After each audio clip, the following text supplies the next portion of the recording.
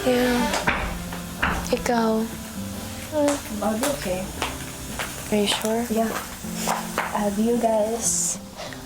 I have my family. It's hard, but I'm really proud of you, huh? I'm just sad that it's between the both of us.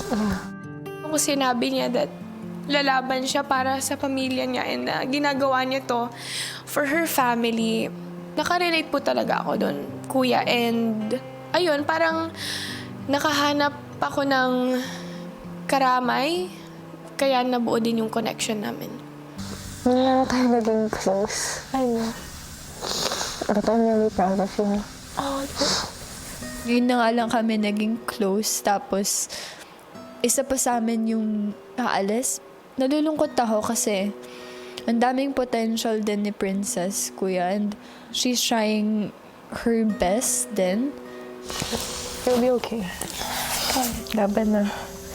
Lumaban ka. We have a week. Imbis na mag-dwell ako sa feeling na malungkot ako dahil may aalis, enjoyin ko, kuya, ang natitirang time sa bahay na to.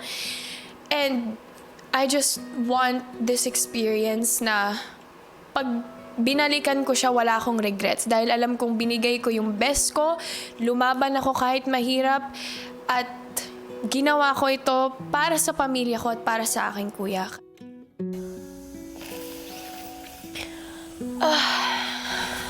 You'll be okay.